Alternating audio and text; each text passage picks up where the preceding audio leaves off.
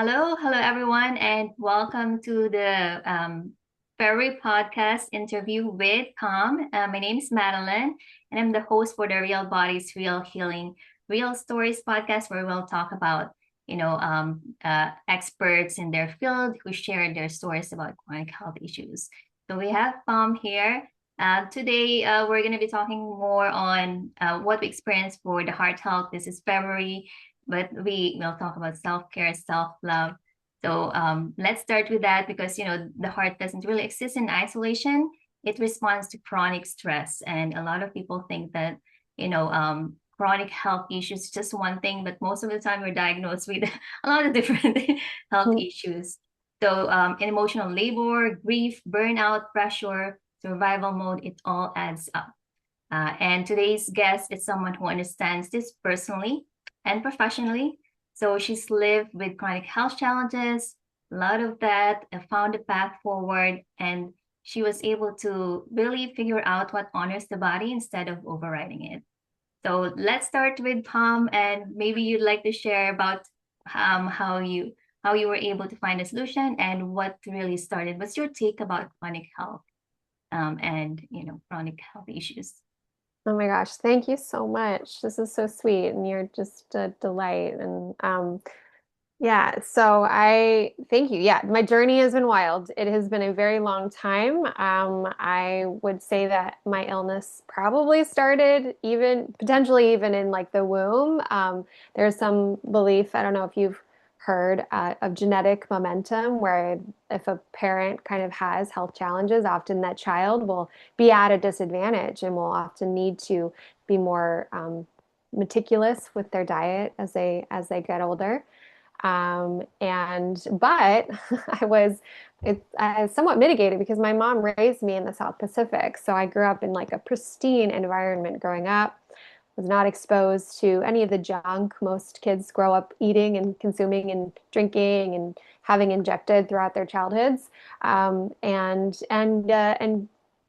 when I was 14, I moved back to the mainland. So I'd been in Hawaii and then in Tonga and South Pacific in Fiji um, until I was 13, 14, and then 13, and then I came to the mainland, and it was okay for about a year, but then we I moved in with a woman. I was adopted and moved in with a woman who had a home that was extremely, extremely moldy. Oh, wow. So I went from being a incredibly positive, incredibly happy kid. People would be like, "Why are you so happy?" And I'm Yeah. like, "I literally just feel this happy. Like I just was that happy." It was a weird situation, and I don't know that like most of society understood because most of society did not grow up the way I did. Like literally running free outside 95% of the time. I was almost never indoors. Dawn to dusk. The only time I was inside was when it was like time to go to bed. Um, we even had like I would eat a lot of fruit off the trees growing up, like, so wild story, Yes, which I it's think very rare. I mean, it's not really, it's not the way that children are raised here in US for sure. no, no, and I'm sure it's not rare in certain parts of the world for sure, but for the modern, I think industrialized Western society, yeah, it's like what? People did not understand me. But so it gave me like an interesting perspective because like I did have a foundation of nourishment, of being very healthy and well, but I did also have a mom who was sick and who died when I was 13, um, sadly and tragically, and had dealt with health issues her entire life, and she had a lot of theories about why that was. And she would tell them to me. And my mom, she had a 186 IQ. She was that's almost as smart as you can get, almost, obviously not as smart, but like, pretty incredibly intelligent when she was tested when she was younger. And so when she listened and she shared her perspectives, those had weight with me. And I mean, I would kind of take them with a grain of salt, being a kid, right? Yeah, of But course. looking back now I go, wow, like I think she really was putting together and something that not many people at that time were able to understand. Like, for example, she had 6 mercury fillings and she knew that that was poisoning her. right? Like she understood that. So, so if you want to ask my take on on what is causing chronic health issues, I have a very I have an answer. You know, Yeah. like yeah, distilled from many years, not just of my own health journey that started at 14 without my knowing, and then watching my mom suffer and then pass away. So yeah, I would say there's a definite increase as we've looked at like society and historically in the amount of toxicity each of us are ingesting. So most people probably in like the 50s and 60s had 1/10 of the amount of toxicity that we are either ingesting or having injected, you know, which of course injected, it doesn't go away. It's like designed to stick. It's not it's not like food that passes through our digestive system, and most of it is excreted if it's not something that our bodies can use. Yeah. Um, but yeah, there's a lot of things that are just sticking around in people's bodies. And in Ayurveda, the root word for toxins is called ama. Okay, so ama, A-M-A, and that word means undigested food. So their word for toxin is undigested food. So anything that your body cannot get rid of is a toxin. And that is what they say is the root of all disease. Got it. Like everything Crazy. that, yeah, Yeah. all disease is because of Amma. So my opinion, I mean, is that we have been just toxifying our generations. And that idea of genetic momentum that I brought up earlier, it's just like Yeah. progressively every generation has more body burden, I love that word, of toxins. And like it's just getting to the point where kids' brains can't handle it. Their other organs are shutting down. We're seeing exploding cases of diabetes. Your pancreas is like, does it, it just depends on what organ seems to absorb more of the toxicity, on what just like symptoms demonstrate or show up, right? Like maybe the mitochondria or the adrenal glands or the kidneys or like the gut or whatever, right? Like this is your constellation of symptoms is based on that's where all the toxins are going to hang out, you know, for whatever reason, right? Is So there like a specific organ you think it starts out with, or it just depends on the medical history of the person? gosh, that's a great question. I mean, if I had to intuitively think about it, I would say like everything we ingest into our body, into our mouth, goes into our stomach. So probably depending on how robust our like stomach acid is, you know, if that food gets broken down well. And um, I mean, I don't know. I think my guess is that there's a genetic component. Like each one of us has like maybe stronger livers than like because maybe we didn't have alcoholics in our family line. Yeah. Who knows? Dr. Bruce Lipton is fascinating. He I don't know if you're familiar with him. You probably are, but his story started out as a genetic scientist, and he discovered that genes, which we think of as like you have this gene or you don't, are actually activated by the environment. Yeah. Which is like you might have it, but like the environment is what turns on, like, oh no, now I have this problem. So so yeah, so having a toxic environment, all of a sudden maybe you had a pancreatic susceptibility and now your family doesn't make enough insulin or your daughter doesn't have make enough insulin even though you don't have diabetes. Yeah.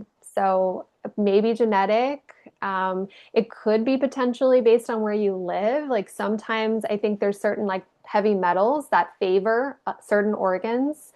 It could depend on what, like, for example, there's certain chemicals in like feminine products and makeup and things like that, which are Yeah. actually dangerous because they can open the blood-brain barrier or they can create susceptibility or meaning that like if you happen to eat something at like a certain moment or drink bad water with like lead or whatever and also put like a certain type of makeup on your face that could end up in your brain like whereas it might not have normally. So I don't know, I think it's probably so complex. But and I'm sure a real scientist could explain very simply, yes. So it deposits into the stomach and then it goes to the intestines and the small intestines, and it might also depend on what parasites your family has. Dr. Hulda Clark seems to think that parasites are a big part of things. But I have no idea, right? Like I am not a doctor, but it's Yeah, it's a fascinating question. I would love to hear some scientifically grounded responses if there is one Yeah, to it's explain. definitely something that makes you think. And for us women, especially the feminine products that you mentioned, it's difficult to find ones that are good, right? So that's you only have the option to put on makeup or use the products or find really expensive ones. So those are just questions that a lot of women, especially with the dates going on now in February, a lot of women don't really have any option because you either have to go there natural, or you like more natural kind of, when it comes to like products or all this, especially after, is that like one of the solution you found? With natural products. So I am not the best with natural products, but I think I'm better, probably I'm definitely better than most people. Like so I use Bare Minerals makeup. I like their foundation. I've heard it's not the greatest. So, but I just maybe it's my family vanity in my family, but I'm like it works well and it looks really good. So, I've tried other products. Skin, I mean, you know this, I'm sure. Yeah. Skin is like it just drinks it like with a straw. I mean, it's bypasses your digestive system, goes right into the bloodstream, heads right into the liver. I mean, you can really create a lot of toxicity in your body if you're a big fan of cosmetics and skin lotion and things like that. It's like spraying yourself with perfume, like all that stuff is like drink into your skin. And I'm lucky that I've never really been a big fan of like lotion, for example.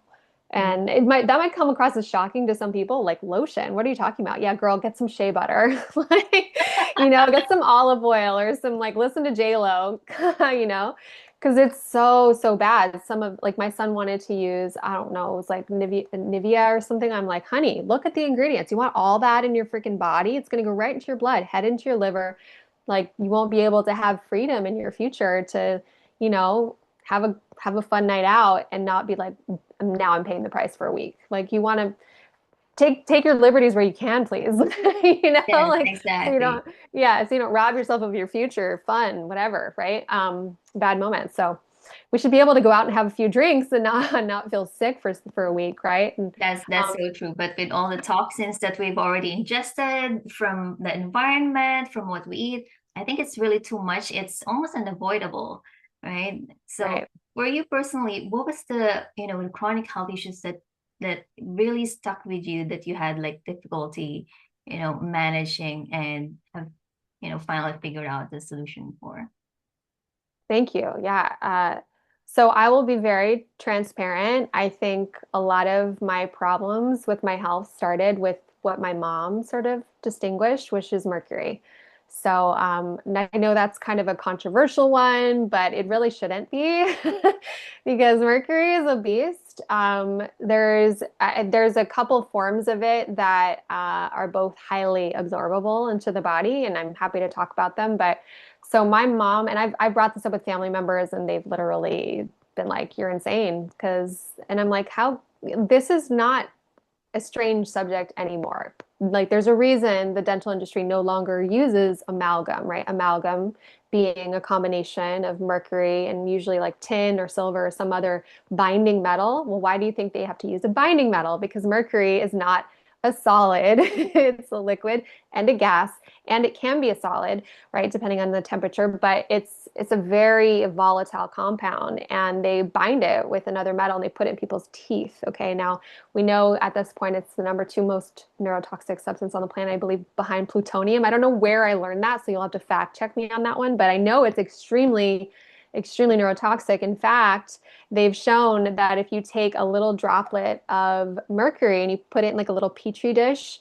with a dendrite, like a nerve cell, that it will demyelinate that nerve cell like that, like instantly.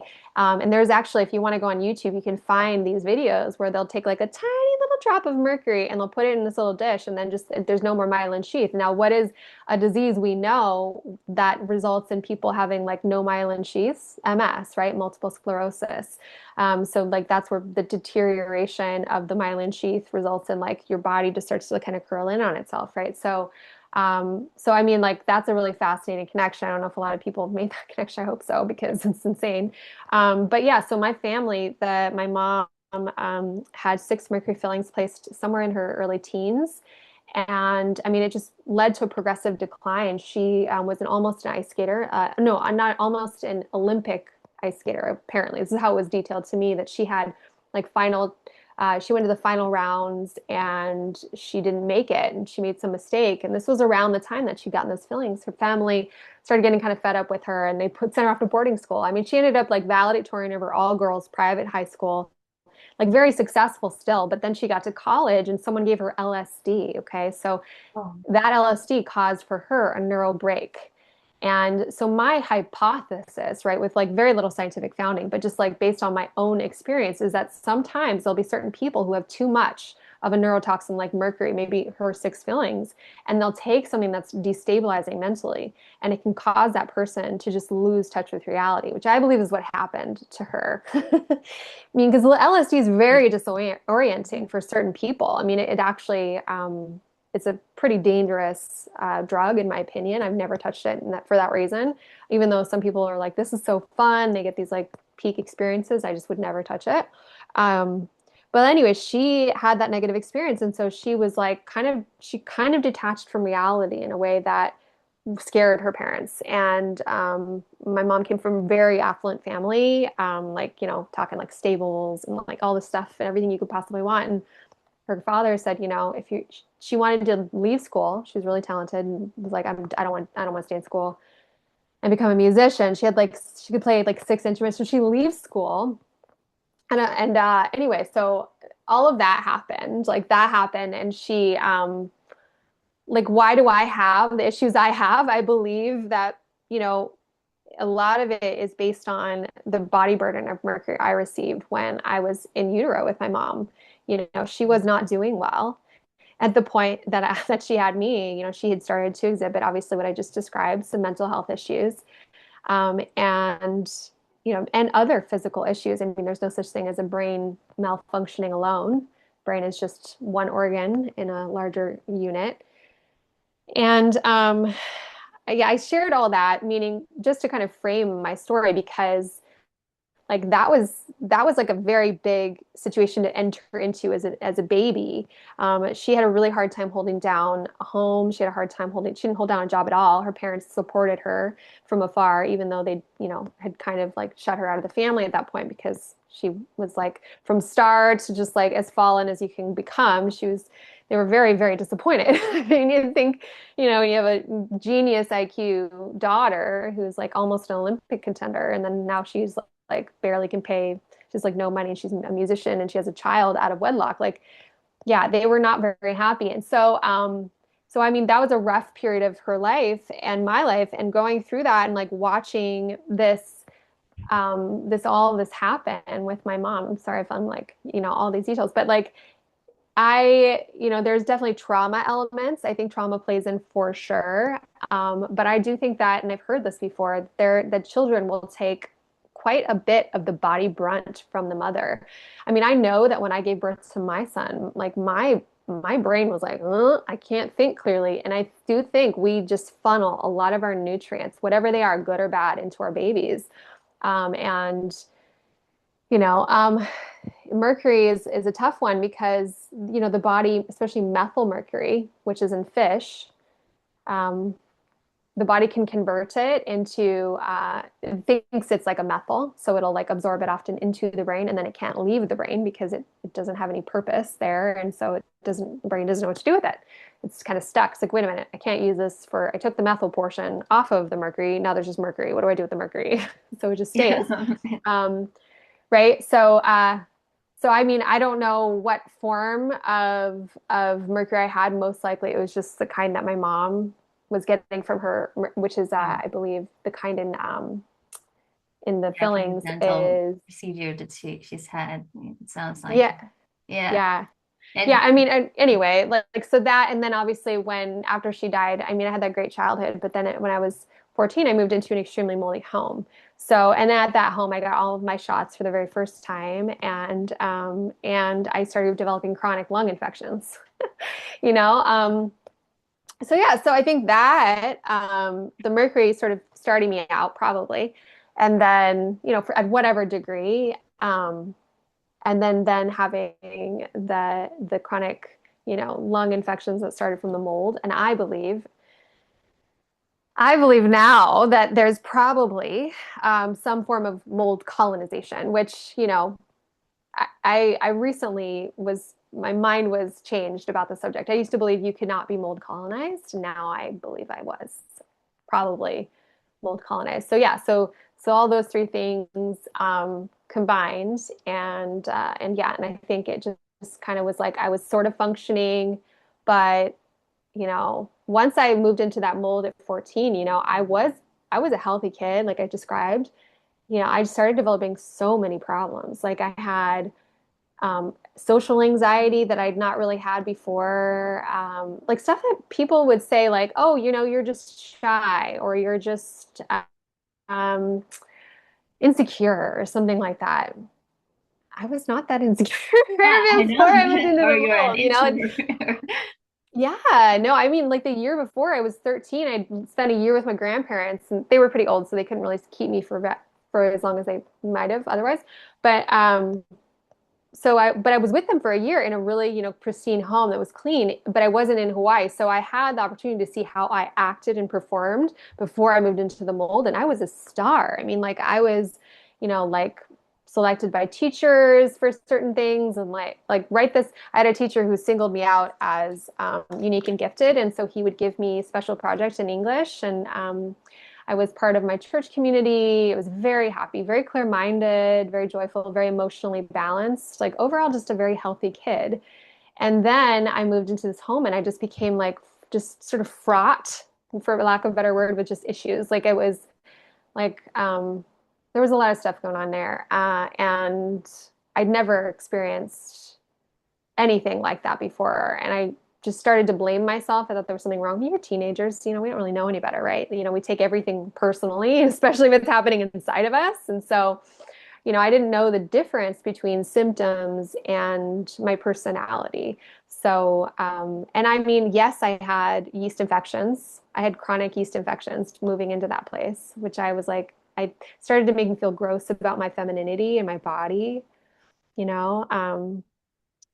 There it just that was probably the hardest one, and then it also affected my gut and affected my brain, like I would sometimes, even in my teens, early teens, I would struggle with finding the right words sometimes, which it wasn't all the time. It got worse as I got older, but just like that, having like, wait, I can't remember her name, or I can't, like, I just started to think there was something wrong with me, like, you know, and and then always kind of just feeling sort of depressed slightly, even though when I first moved there I was like happy go lucky. Everyone was like, why are you so happy? That slowly faded as my teens progressed and I lived longer in the mold, and it never really went away, and it caused a lot of issues like when I got to college, because I don't know about you, but I had a strong pressure to become who I'm here to be, like, Yeah, I'm guessing right? from your family's side, you were, I mean, your mom was like raised in that kind of environment, so the expectations is almost similar for you as well, right? Yeah, you're right. She was like that. Even if she had her health challenges and sometimes mental health, she didn't always have mental health issues. They kind of came and went. But but yes, she wanted things for me. She saw things for me. She would say, I think you're going to be a great writer, things like that, and don't fall victim to consumerist society. She was very much like programming me for a future, definitely, even though I didn't always see that right as a kid. But yeah, I grew up thinking one day I'm going to grow up, I'm going to write number one best-selling books. I was like, that's my future, is I'm going to be a best-selling author.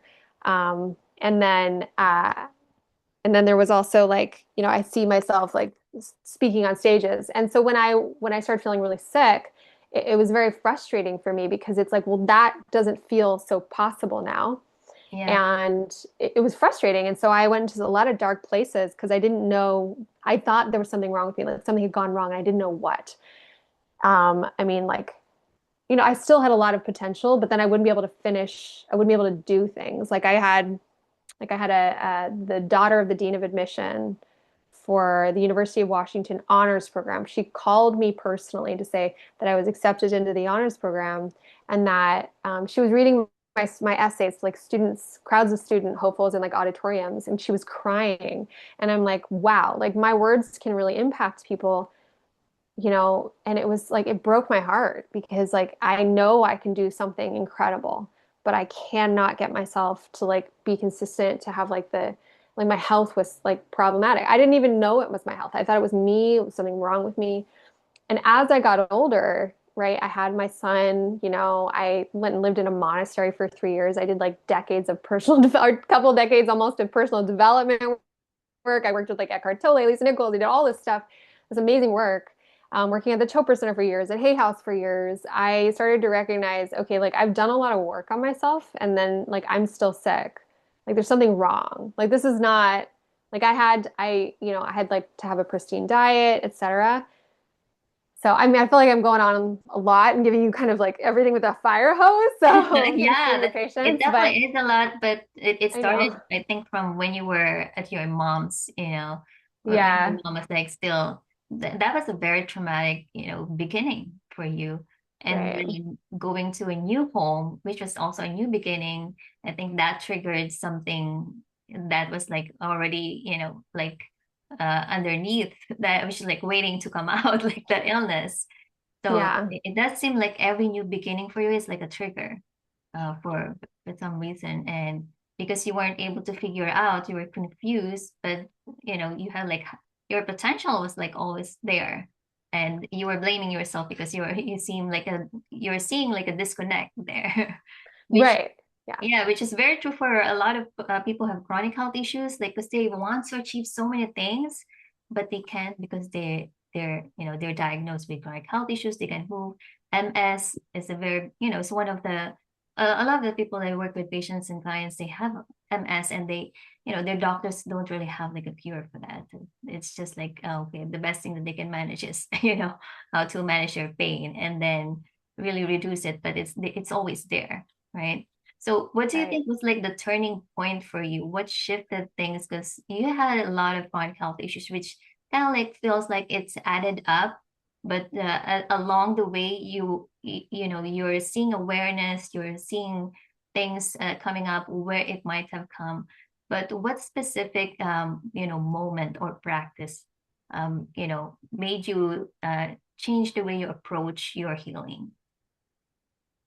Thank you. Yeah. Yeah. And I apologize. I feel like I might have had like a more concise summary of my healing journey, but yeah, so I actually had an event in my college years where I had been drinking quite consistently and I was like a poisoning event. And then I stopped being able to drink alcohol. Like every time I would drink, I would just immediately throw up. And so I just stopped drinking. So that was probably, and then so I stopped everything. And then I reached a really dark point, and that's when I made a prayer to God. This is a crazy story. And then that's when I started receiving solutions. And so my journey toward healing in the personal development sense started at that point.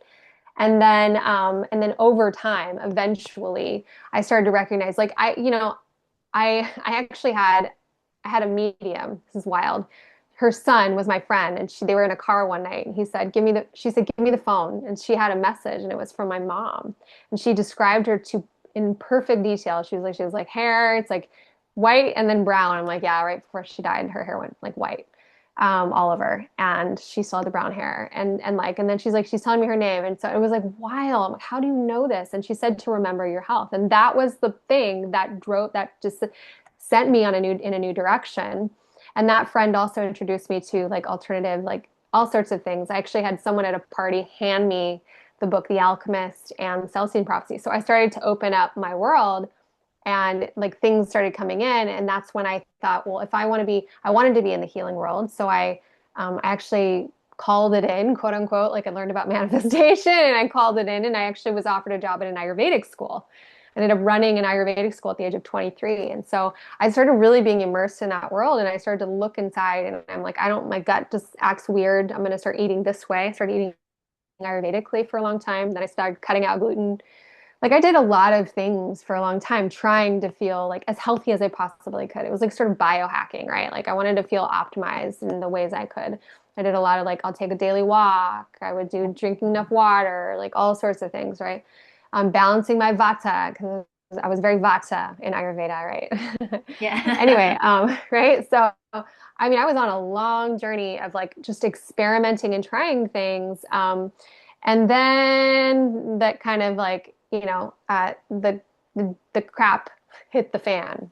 I became a mom, and his father was not so kind. So I ended up having to deal with the domestic violence. And I think that the trauma of that, combined with the fact that we were together, I think, in a moldy environment, and I didn't know it at the time, it just pushed me over the edge.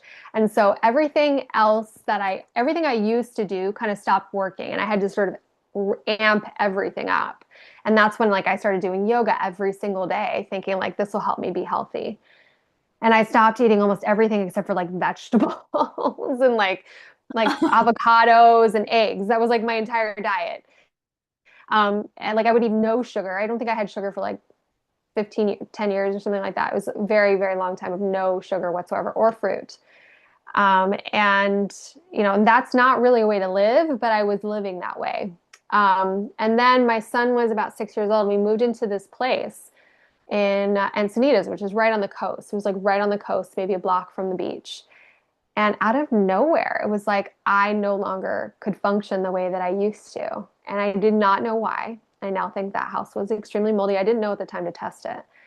But I just started to optimize. And like I was desperate. So that's when I discovered, do I have mold or mercury poisoning? I did 2 years of chelation, frequent dose chelation for what I thought was mercury poisoning. And then I became allergic to the chelators. So like immediately after 2 years of doing a frequent dose, which means you wake up every 4 hours for 3 days on and 4 days off, doing like taking ALA or DMPS or DMSA, which Andrew Cutler's protocol is what I followed. I had gotten sort of better, but I had also got like way worse, especially when I started becoming allergic. And now what I understand is I likely had MCAS, mast cell activation syndrome, which you can train your mast cells to react to things. And I think they started to react to the chelators because it honestly wasn't really helping me get better, especially since I think I was in mold. So anyway, so I'm like, what the hell is going on? I'm allergic to the chelators. What is wrong with me? I thought I had oxalate poisoning, like all of this stuff because I would to eat a lot of like sweet potatoes. I'm like, oh, sweet potatoes are poisoning me with oxalate. Avocado has too much oxalate. Like it just started, I'm eating a lot of spinach and kale. And so it's just too many oxalates, right? Like that's where my mind went, or copper. Like I just was blaming everything. And so like I went carnivore, which I had been vegan, right? Yeah. Vegetarian, vegan. I wasn't eating a ton of eggs, but like, but like really for a while I had been vegan for most of the time. I wasn't even eating eggs. And so like for me to go to carnivore, I mean, like I had been vegetarian my whole life. I started crying. It was hard. But that solved a ton of problems for me. Like it brought a lot of inflammation down. Of course, over time it introduced new problems for me. But I did start to feel better. And then so I was strong enough. We moved out of that place and I started to really heal. And I think I went and moved into a place that potentially had lower mold. But then we had to leave. We lived in a big house with a friend, and she was like, moving on, getting a relationship, etc. So we moved out again, and this time was like it's like everything changed, right? Like I had sort of been healthy, and now I no longer could function. So we moved into a place. I tested, by the way, mold tested, very moldy. I finally started understanding this was mold, so very moldy. And and that's when it was like everything started to accelerate. I mean, I became a scientist of wellness in that moldy house because I didn't want to leave. It was a great place, really affordable rent, and right on a park, and I had my boy, but he was having all sorts of issues. I don't even want to talk about it because it's his life and I don't want to share some of what he was dealing with, but like he was having a ton of issues. And I'm like, I mean, at this point, I think I was taking like 27 supplements a day, and I still had like 98 symptoms I counted. I have a doc inside Yeah. of, no, I have like a notes in my notes where I just listed everything I was feeling and experiencing. And I had 7 diagnoses. I was diagnosed with long QT syndrome, which is a deadly condition. So they say that long QT, your like heart, it's like a form of a heart arrhythmia that you don't live longer than like up to 7 to 10 years, like after being diagnosed usually. And so I'm like, wow. I also developed melanoma on my arm, um, which I'm like, this is getting really serious. I'm scared. And then yeah, I mean, and then it got worse and crazier. And I mean, I can keep going. I just noticed I'm talking a lot here, right? So, but No, it sounds yeah, like exactly what you mentioned. Chronic health issues is not just one thing. Sometimes you're diagnosed with too many things. You don't know exactly what is going on. So that's from what you mentioned to me, a lot of those came with the mold, the environment that you're living in. So what happened after that when you realized that it may have been like the mold? Yeah, yeah. So, well, I think that's when fate intervened. Fate intervened and was like, if you refuse to move and if you think you can survive on meat and 27 supplements, and like I did end up treating my melanoma, but like, if you don't treat that, eventually you can die from it because it will go into other parts of your body. Yes, I treated the skin condition, but like, so their ceiling collapsed in our bathroom. Like it just like bubbled and collapsed. And on the other side of that ceiling, what do you think was there? Yeah. Mold, like crazy amounts of it, crazy amounts of mold. And they left us in that apartment with this broken open ceiling. I mean, like it was absolutely mind blowing. We finally, so I tried to stay. They cleaned it, patched it up. I tried to stay for another month and I started to lose it. I could not stop sneezing. I threw my neck out probably like 6 times in that month. Bodhi started having major problems, my son. I mean, like we just were like, okay, I need to get out of here. Wow. And so we had grounds because I'd done the mold test, and all the photos and everything I took of like what happened. They let us out of my lease, thank God. And I moved out and I thought, okay, wow, I'm out of mold. Everything's gonna be fine. It got way worse. So all of a sudden, like the darkness set upon me. I had bronchitis for 3 months straight. I had a really amazing doctor back when I was in Santa Cruz with my son. She was a Chinese doctor. She was like a real pediatrician in China. She helped my son, so I never gave him any antibiotics growing up, which is like amazing. And so I used her medicine that she gave him on myself. I was like, I'll just take the adult dose. And I didn't get pneumonia, but I had bronchitis for like 3 months, which I'm like, what the hell is going on? Like I kept going to the doctor, what's going on? They found blood in my urine. Like there was like all sorts of things going on. And I'm like, am I dying? Like I thought I was dying, but they couldn't find any bacteria. They couldn't find any fungus. They would test me for candida. I would come back negative, even though I had like raging yeast infections.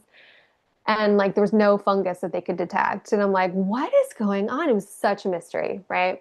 Um, yeah. And so like I remember one night, like I called a friend or one day I called a friend and I was like at the end of my rope. I'm like, I cannot do this, but I have to because I have a young boy and I cannot give up. Like I have to find a way. And so they asked me a question. I remember I was like looking out at the San Diego skyline.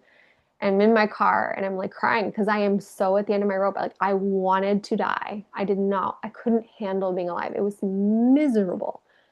Like a no light in my life. That's how it felt. And they said, what are you gonna do?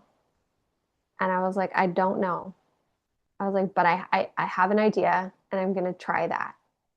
So yeah, so that is kind of like that was the turning point. And then over the following, so that was I think in 2023. So it would have been like early 2023, since 2026 now.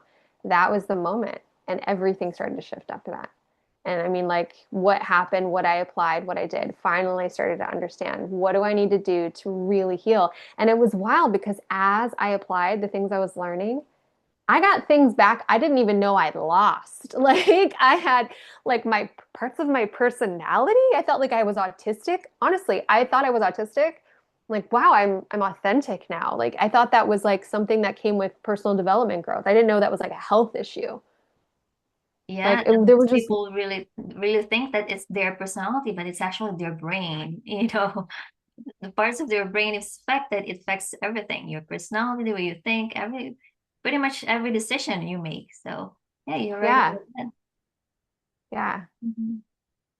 That's amazing. Yeah, no, I had no idea. I thought, okay, well, well, yeah, actually. So yeah, so my whole life started to change, and as I started to gain back my capacity, I started being able to have like real relationships. I launched a business. I had actually I accepted my first marketing director job. So for 2 years, I was a marketing director very early on in my healing journey. It was like right after that whole episode when I had just, it was like 2 months into like figuring things out. I accepted a marketing director job. So I went from like, I wasn't really able to work to like, okay, now I'm working in like really high pressure, like a lot of, like that was a very quick pivot. And then 2 years later, I obviously shifted into my own business, which is what I do now, and was able to start to like take the experiences of my life and make sense of them so that I could share them with people so that I could, make money. And I mean, like first couple months, I get like 15, $16,000 a month. And then just recently, like $19,000. So like being able to now be healthy enough to like not only function, my digestion works. I go to like, I'm regular, like my mood is regular. I have good cycles. I've like almost none of the symptoms I used to have. Um, it's just like mind blowing how much can shift if you understand what's causing your problems and start to fix them. Like you Yeah, can like that fantasy, that dream I told you about with that little girl. I was like, that's yeah, that's real. That's going to happen. It's gonna happen. And why is it gonna happen? Because your desires are proof of what you're here for, yeah. right? I agree. So I And think you're slowly connecting it now into your reality now that you're feeling much better. And yeah. I'm curious, what are the top three things, from your lived experience that you now know are essential for healing? Mhm. Yeah. So number one, you need to get out of out of mold. Number one.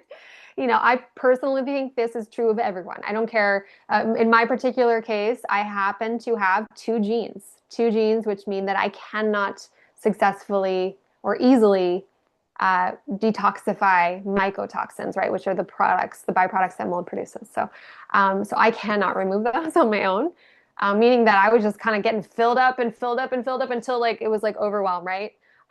So as I detoxified those, that was a huge thing that helped me. So number one, get out of mold. Do not live in it. Okay, I don't care if you have that gene or not. Yeah. Anyone who is in mold is going to be affected because mold is nerve and it's going to antagonize your nerves. It doesn't want mycotoxins are neurotoxic, right? So that's one of their number one actions is they're neurotoxic. That's why we have a lot of pain, a lot of mental health issues, a lot of like those are nerve problems. And yeah, so get out of mold. Number one. Okay. Yeah, that's my big That, one. that's that's a very good tip. Definitely. Yeah, get out of it. Then number two is you're going to need to detoxify. Most people are going to need to detoxify, and you're going to need to do it the right way. So like, you have to.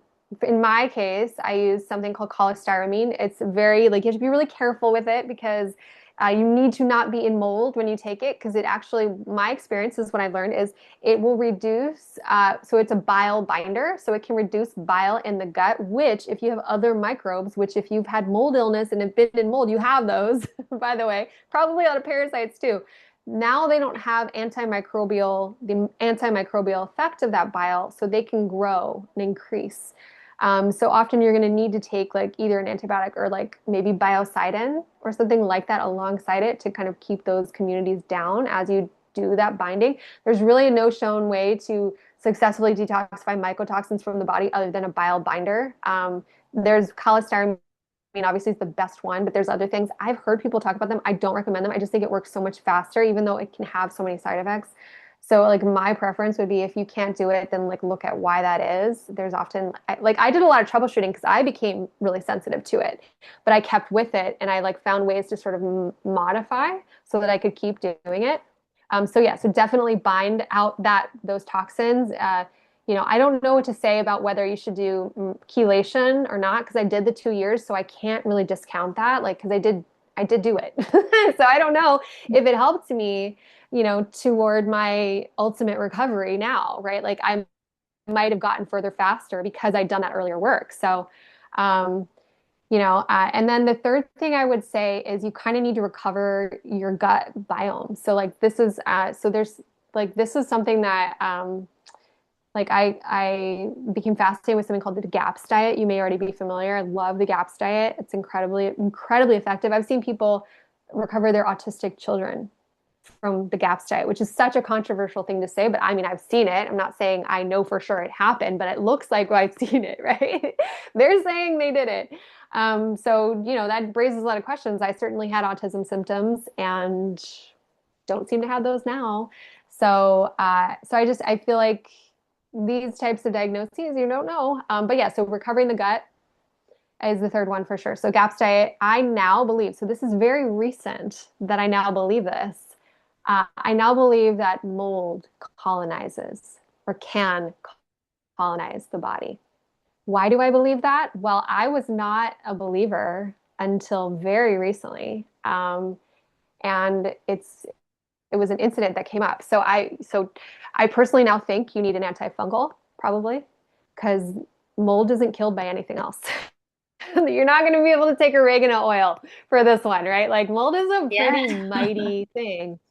Yeah. I mean, they're now showing like they will look at brains of people who died with Alzheimer's disease, and they're seeing in these brains colonization from aspergillus, right? Like that's crazy. So if they can show in some of these brains, I'm not saying it's happening in every one, but at least some of these brains, they don't see it in any healthy brains. You never find mold in healthy brains. But in the ones that have who are dying with Alzheimer's, they're finding this. And it's like, okay, let's start to like really look at this because I mean, I brought this up with my doctor and I am an immediate insane person for even thinking this, much less that I think that mercury is making people mentally ill, right? Like, so let's just really make our doctors think we're insane, right? But I'm now like, I think that I might be colonized by mold. Yeah, no. Well, then tell me why I'm negative on my candida tests. You do fungal colonies for me, you don't see anything. You say, I have blood in my urine. You do a culture, a bacterial culture, you get nothing. What's going on? Like, there's something in my body, right? So anyway, like, so I now believe this. I did something called an organic acids test, and it does show that I have something colonizing me that most likely is probably Aspergillus niger, but like it's so hard to find out, and there's no reliable testing. Like unless you go to the infectious disease like center at the hospital, and like good luck even getting there, much less Yeah. getting them to take you seriously, right? Like how do we find out? Because if we're finding in like post-mortem studies that like brains have mold growing in them, don't you think we should be checking into this how common this is? Like they're saying to me like, no, that's so rare. I'm like, is it rare? Because it's impossible to get tested. So how the hell do you know?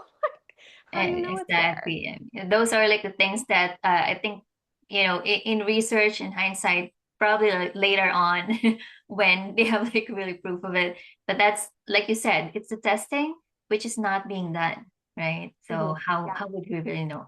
But hopefully in the no idea. future there's gonna be more testing available for that, which until now I'm sure insurance doesn't cover it, which is one of the things why a lot of people don't get diagnosed correctly, they get misdiagnosed, a lot of these issues with chronic health. And that's why, people are just kind of like, they're kind of like confused about what's going on. Same as you, like you Right. said. So you've had all this testing, but you're still not sure what's going on here. I'm glad that you found the solution for you. And thank you so much for sharing that.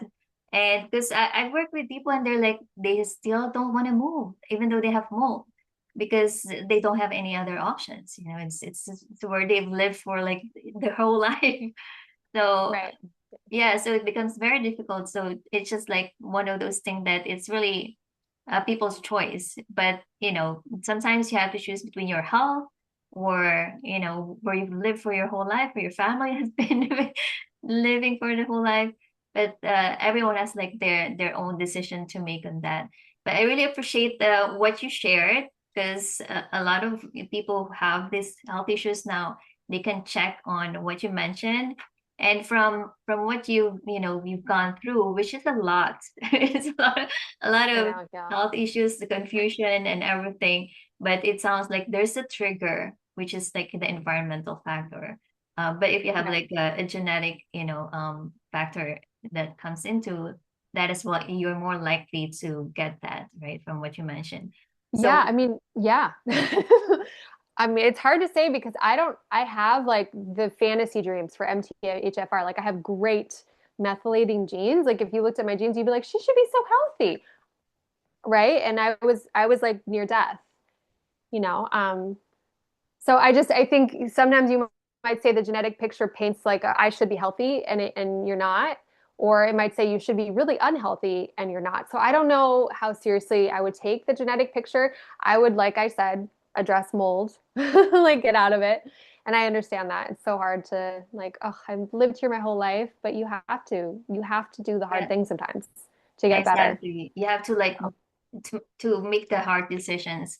And I'm glad that you made the right decision, because it sounds like you're in a position now where you're healthier. You have like the work that you're doing, which is what you love, and you have your business. So I wanted to hear about that. If you'd like to share what you're offering, what you're currently doing right now, any new updates, maybe someone in the audience would love to work with you as well.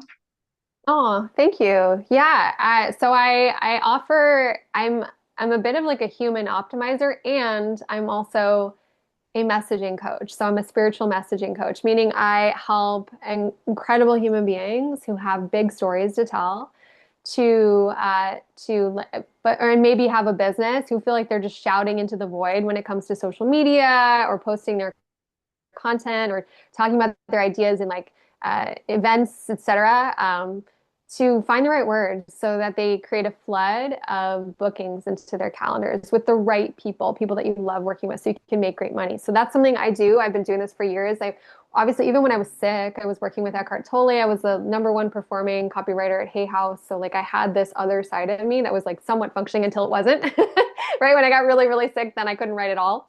But like I'd made over like $50 million for all of my clients combined in like over like a couple 15 20 years. But that was kind of my big thing. And so now I'm taking like I know how to take your message, the thing that you are here to say, that like message that's like inside your soul, and put it into the kind of words where people start to go, oh my God, I know what you're talking, I understand you, and I want to work with you. So yeah, so that's my big thing, that's what I do. Well, Yeah. And if you're yeah. interested, you can book with me. My booking link is bookwithpsalm.com. So it's BOOK with WIATHPSALM at .com. So yeah, that'll take you right to my calendar. And that's actually for a free audit. So I will look at everything you've got going on. It's the same. I give this to all of my paid clients when they first onboard with me, where I'll look at all of your social media and I'll say like, here's what you're doing right. Here's where you might like, you could change some things and what would help you to start to get people interested in your work. So It only makes sense. So I'll yeah. definitely share your link below this video so that people can book you and, schedule a time with you. It sounds like you're doing amazing work. 50 million, man, this is amazing for your clients, right?